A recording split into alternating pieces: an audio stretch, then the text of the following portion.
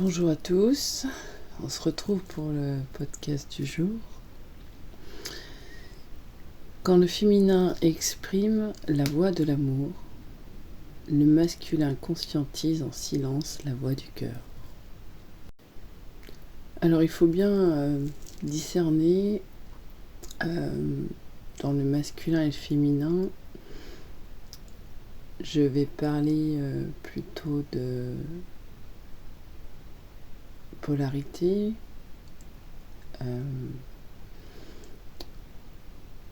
sur le plan humain,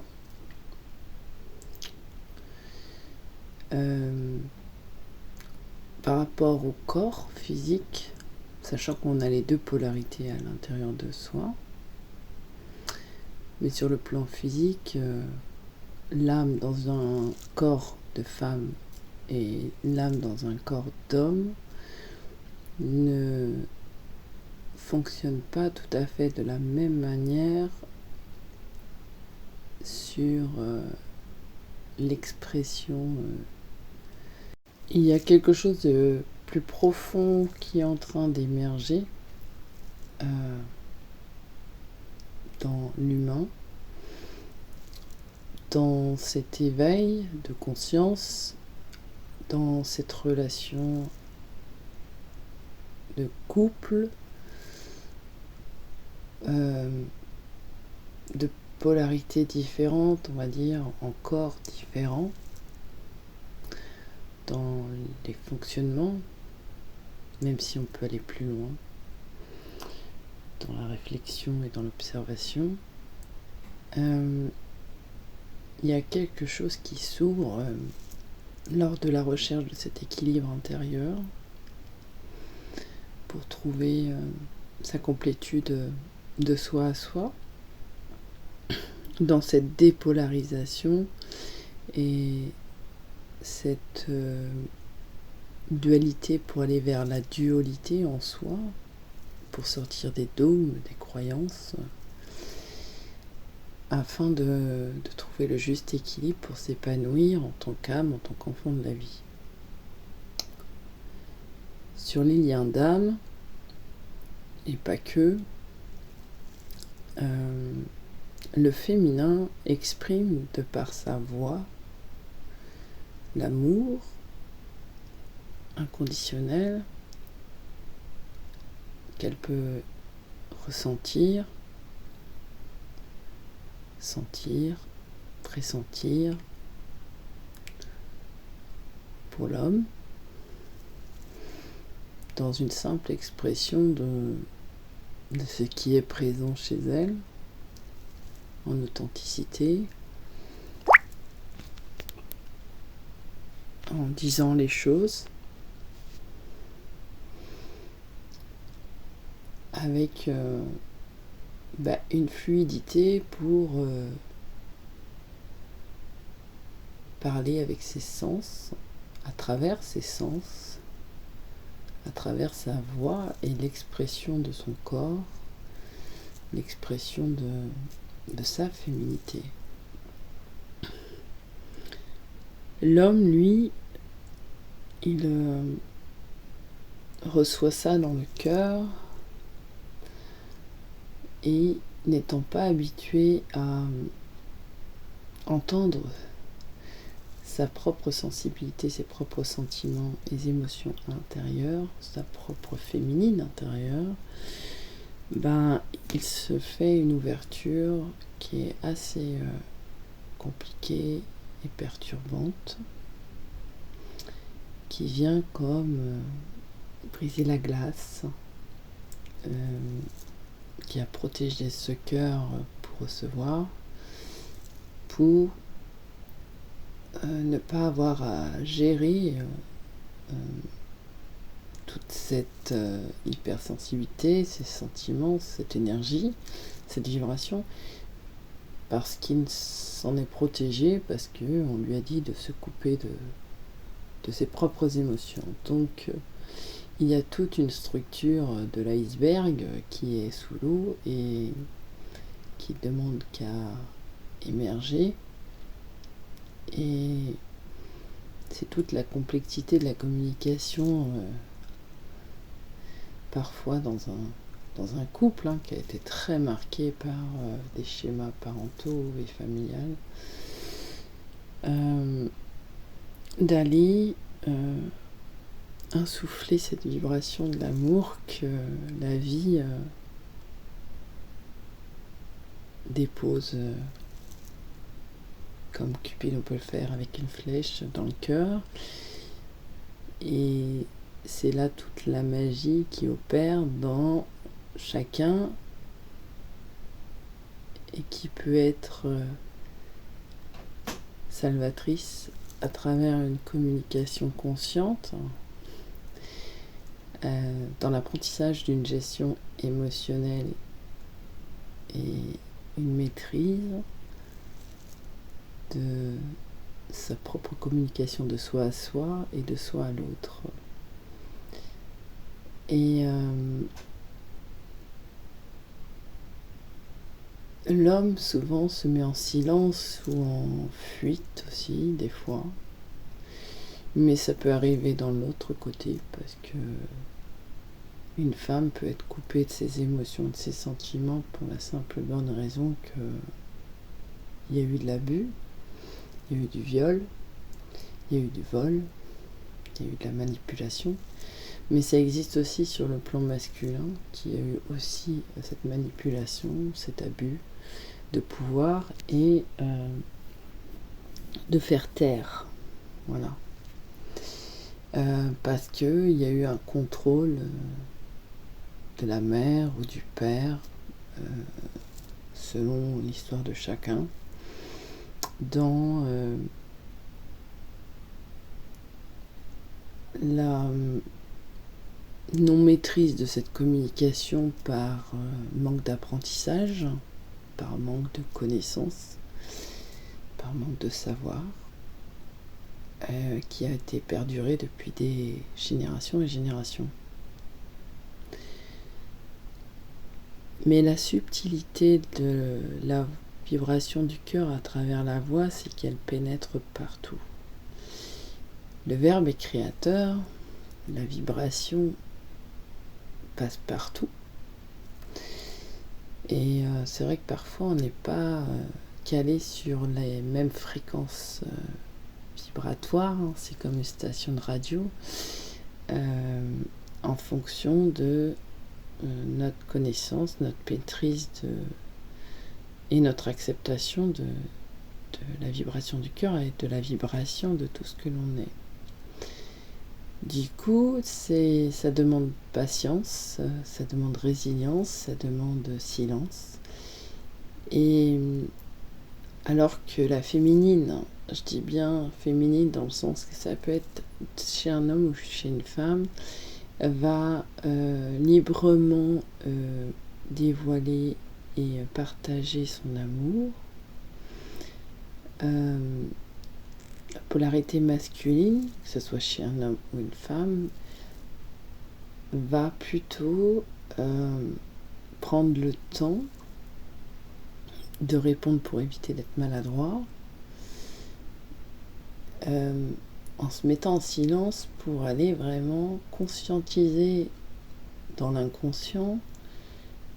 que cette vibration est une magnificence,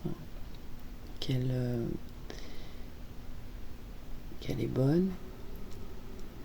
qu'elle est douce, qu'elle fait du bien, qu'elle bouge des choses en soi qu'on n'a pas l'habitude parce qu'elle est puissante. Et justement, ça met à nu et en distorsion ce qui a été construit depuis l'enfance pour aller dénouer le dialogue entre ce féminin et masculin intérieur pour que l'essence même de l'amour que nous sommes puisse reprendre sa juste place. Et même si l'appel est fort d'aller vers quelqu'un que l'on aime très fort,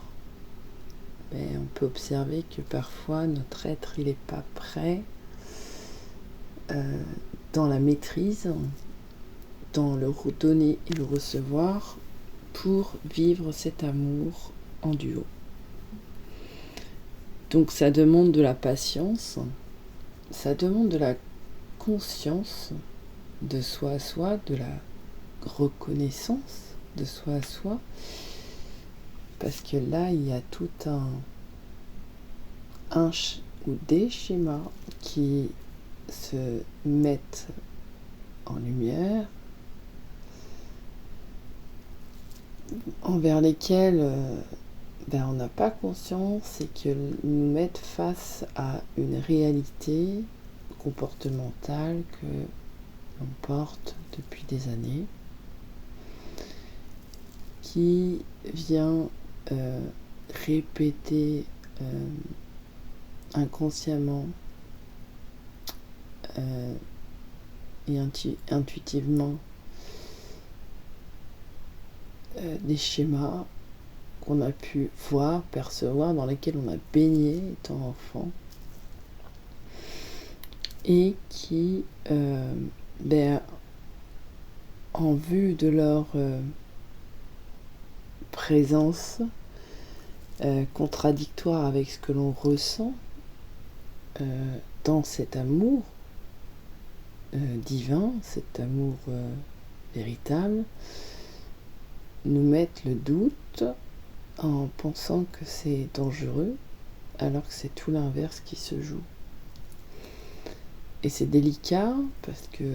ça amène de la culpabilité, de la colère envers ce qu'on a pu vivre. Ça peut amener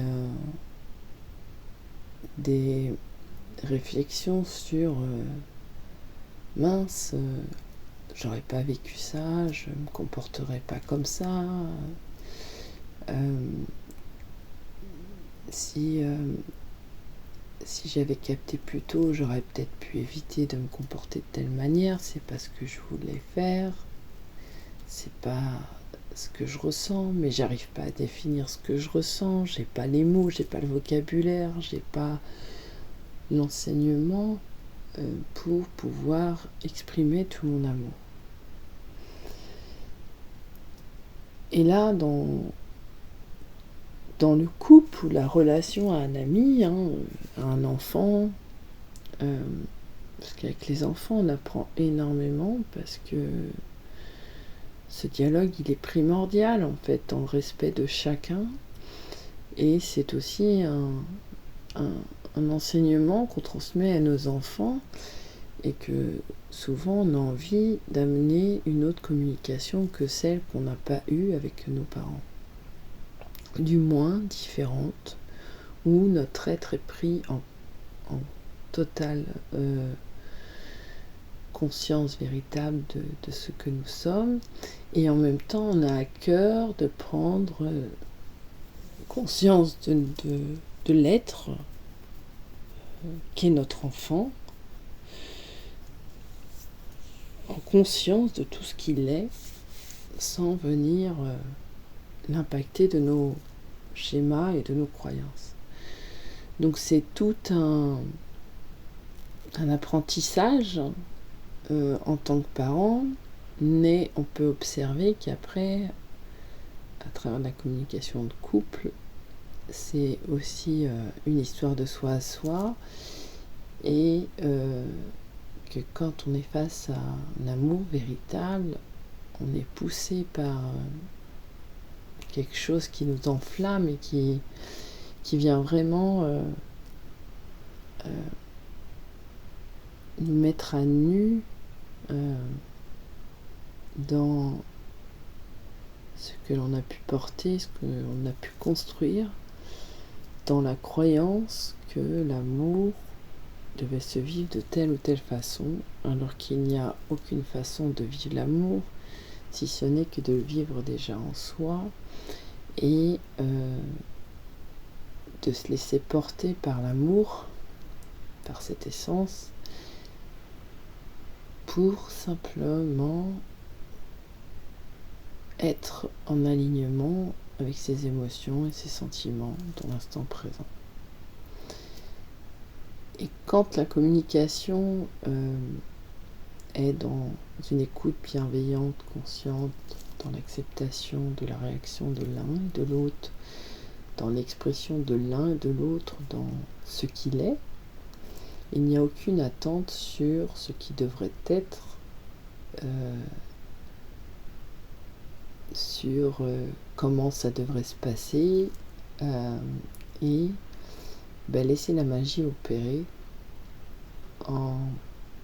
restant aligné avec soi-même dans sa vibration du cœur, dans sa vibration personnelle, en sortant des personnages, juste en étant soi, juste en étant cet être de la vie, cet enfant de la vie, dans son adulte, dans ce qu'il perçoit, dans son ventre, dans son cœur, dans son corps, en étant présent avec cette personne. Et le féminin, qu'il soit à l'intérieur de soi ou face à soi pour un masculin, va avoir la fluidité et le langage émotionnel en sa possession, puisqu'il est relié à la création, à la terre, à tout ce qui est sens et tout ça, à la lune, à l'eau. Et le masculin qui a plus un champ, on va dire, alors j'entends électromagnétique, va pouvoir magnétiser cette eau en lui pour pouvoir la maîtriser dans son expression. Et il lui faut un temps de silence. Mais on peut l'observer très bien chez la femme qui va prendre dans son cycle mensuel, sans parler de menstruation, mais dans son cycle mensuel, parce que c'est vraiment ça, elle va prendre le temps d'avoir des temps de recul, des temps de pause, des temps de silence, parce que elle est à l'écoute de son corps, de ce qui se passe, de ce qui se vit, quand elle a aussi l'apprentissage de cette écoute consciente, pour pouvoir adapter son verbe en fonction de son état émotionnel et exprimer ses besoins, ses émotions et ses sentiments dans un élan interne de sa propre essence jusqu'à la voix du cœur, à travers le toucher, à travers la voix. Et pour le masculin, c'est reçu dans le cœur, dans les oreilles, sur la peau. Et quand cet amour est véritable, ça vient vraiment toucher cette sensibilité qui était méconnue à l'intérieur de lui. Donc c'est possible qu'il se mette en silence pour venir intégrer ces fréquences vibratoires, venir les ressentir et pouvoir percevoir finalement que cette sensibilité-là, il la porte en lui. Et de par cette façon-là, il va montrer lui son amour avec son côté pragmatique, son côté électromagnétique, en manifestant dans la matière quelque chose de plus concret, j'entends, de plus actionnaire. C'est ce que j'entends comme mot. C'est vraiment cette fusion de l'air et de l'eau, ce qu'on me montre, cette alchimie, donc on a en nous. Donc vraiment, c'est le féminin s'exprime avec les eaux, quand le masculin, lui, va s'exprimer avec l'air. En agitant l'air pour moduler l'eau, alors que la femme va exprimer à travers son eau pour aller oxygéner l'air dans le masculin. Alors quand je dépose là mes mots, c'est canalisé aussi, c'est aligné, et je réécoute tout le temps mes podcasts. Une fois, j'intègre et j'apprends en tant que vous dans ce que je transmets dedans, mot à mot, même s'il y a des choses que j'ai intégrées en information, il y a un temps pour l'intégrer dans la matière, pour le mettre en action, pour que ça soit mis en action. Mais c'est déjà là, c'est juste une prise de conscience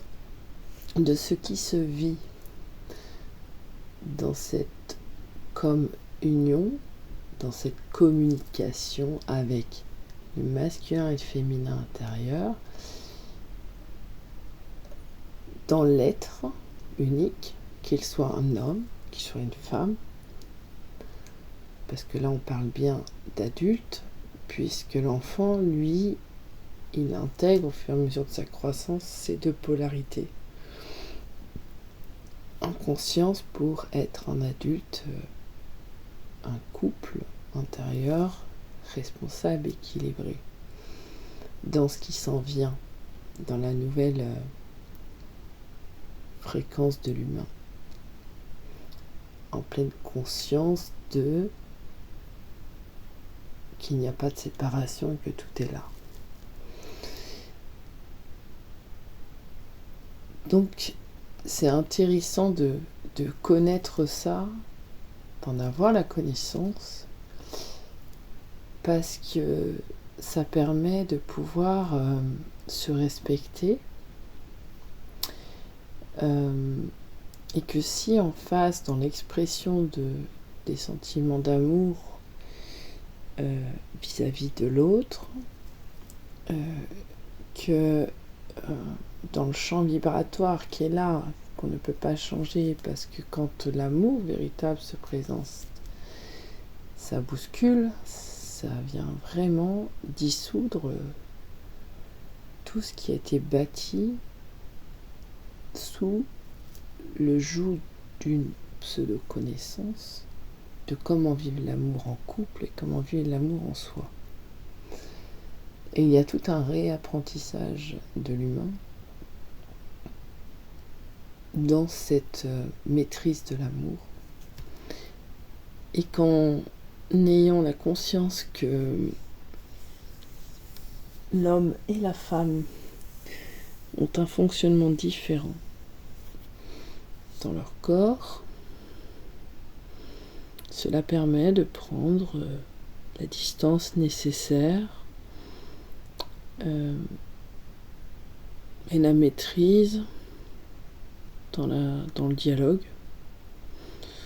pour pouvoir se respecter soi et respecter l'autre,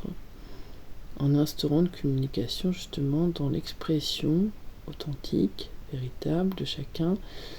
et dans l'acceptation de l'expression de chacun dans ce qu'il est. Et ne pas chercher à contrôler ni à vouloir que ça se fasse d'une façon ou d'une autre, puisque ça s'exprime parfaitement bien dans l'instant et dans l'amour. Et que ça soit un temps plus ou moins long, ce qui a été fait, ce qui a été exprimé, c'est merveilleux. Parce que la vibration agit, la magie de la vie, la magie de l'amour inconditionnel agit de toute manière dans l'instant. Et que ça lève les distorsions de l'ego, parce que l'ego est acculé, parce qu'il y a une perte de contrôle, parce que là, il n'y a rien à contrôler en fait. Quand c'est là, c'est là. C'est un petit peu comme un bébé. Il est plein de vie, plein d'amour.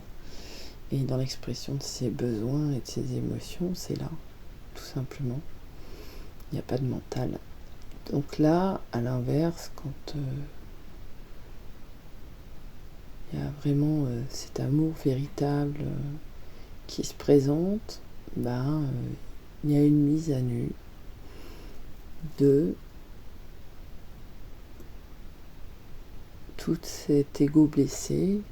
ce féminin blessé, ce masculin blessé, et que les cellules se préparent à accueillir petit à petit, si on lâche le mental à son juste rythme, parce que ça sert à rien d'aller vite en fait. Il faut laisser le temps à la matière de s'harmoniser en fonction, parce que c'est vivre les choses tout autrement. Voilà. C'est les mots que j'avais à déposer sur ce podcast, mais je pense qu'il y aurait beaucoup à dire encore dessus. Mais l'essentiel a été dit. Et on me demande juste de vous laisser avec ça, parce que ça fait beaucoup d'informations et de mise en mouvement vibratoire sur la Terre. Je vous souhaite une belle journée. À bientôt.